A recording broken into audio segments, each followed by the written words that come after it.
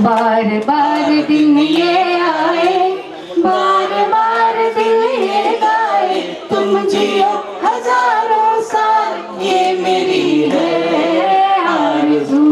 Happy birthday to you, happy birthday to you, happy birthday to आजी, happy birthday to you. 90 पार तो की तुमने, सेंचुरी करोगी, कुछ भी हो जाए लेकिन लाठी हाथ न लोगी। यही अदा रहे सदा, मांगते दुआ बार बार दिन ये आए, बार बार दिल ये गाए, तुम जियो हजारों साल, ये मेरी है आरज़ू। Happy birthday to you, happy birthday to you, happy birthday to आजी, हैप्पी बर्थडे टू यू।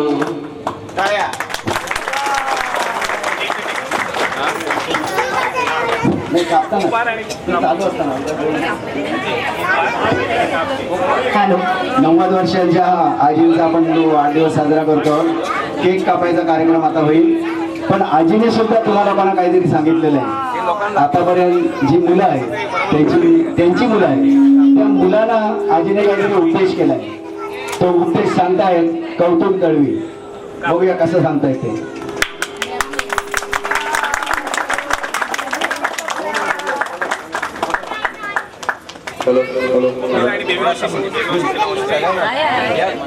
थोडं थोडं बरं एका साईड विसरू नको प्यारी बापाला,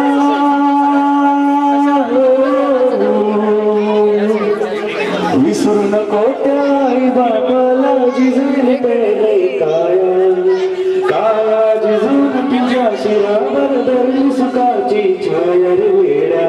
मिळणार नाही पुन्हा आई बापाची माया, मिळणार नाही पुन्हा आई बापाची माया. विसरू नको तो आई बापाला,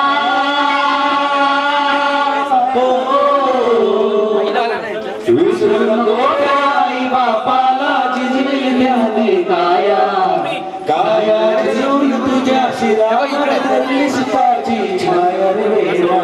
मिळणार नाही पुन्हा आई बापाची माया, मिळणार नाही तुला आई बापाची माया. तुला मिळेल बंगला माडी, देशी वाडी मोटर गाडी, तुला मिळेल बंगला माडी, देशी वाडी मोटर गाडी.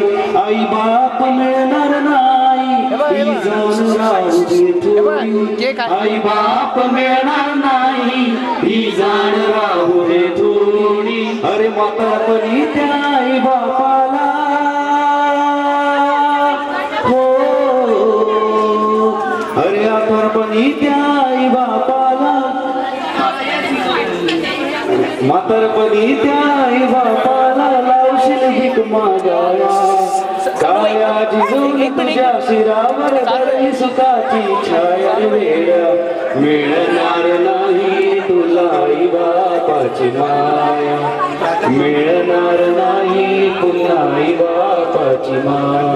तुला मिळतील बायका पोर, गणगोत्र मित्र परिवार, तुला मिळतील बायका पोर, गणगोत्र मायेचा बाजार. स्वार्थाने गुणपटलेला मायेचा बाजार. मग जीवनामधली अमोल संधी, हो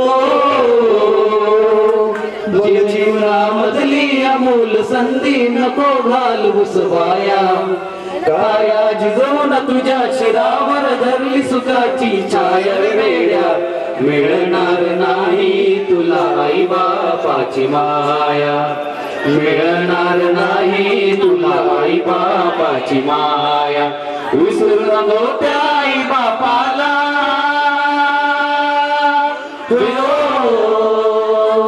विसरू नको त्या आई बापाला, जिजना त्याने काया काया जिजवून तुझ्या शिरावर धरली सुखाची छाया रे वेड्या, मिळणार नाही पुन्हा आई बापाची माया, मिळणार नाही तुला आई बापाची माया, मिळणार नाही तुला आई बापाची माया.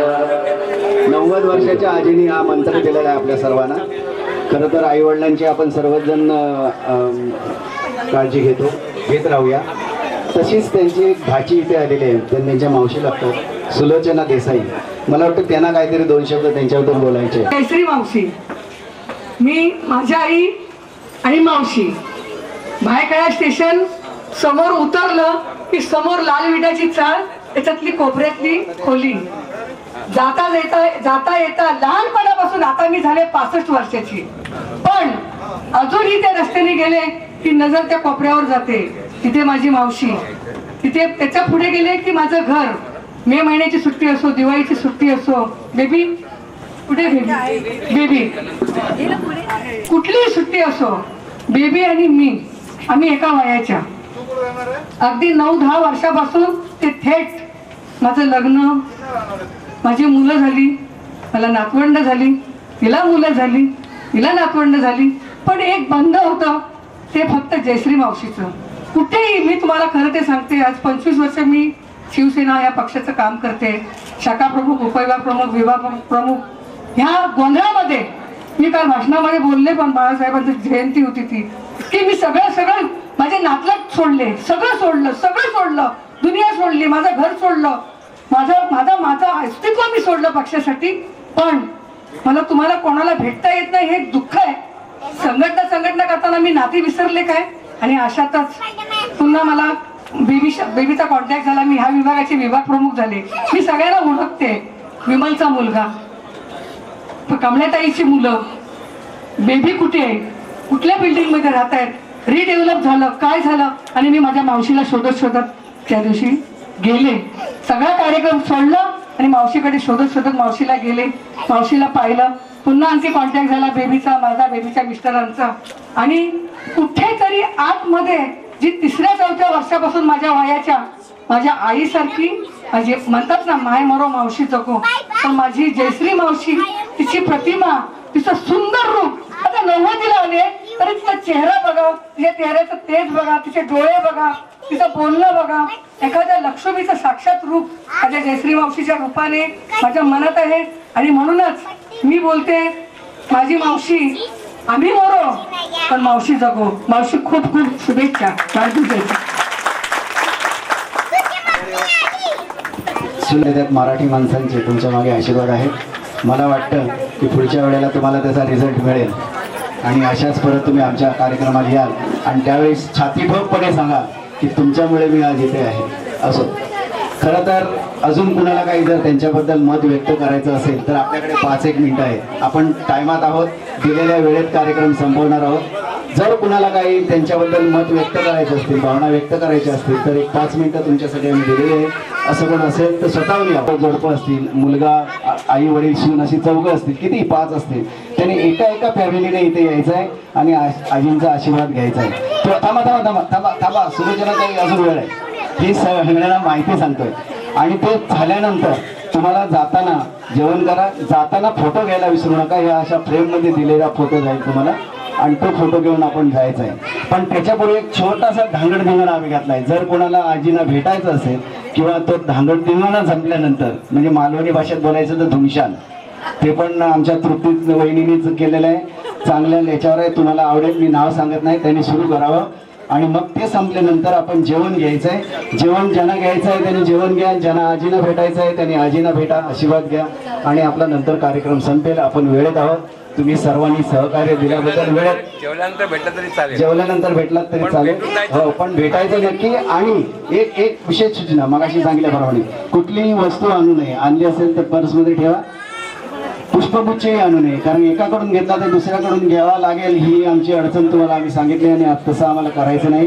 बघूया तृप्तीताईने आपल्याला काय देत आहे. तृप्तीताई, शेवटचा हे इव्हेंट्स आहे. ज्यांना पण सगळे माझ्या तालावर नाचू शकतात. हो, नाचले, त्यांना एक दे नाचले.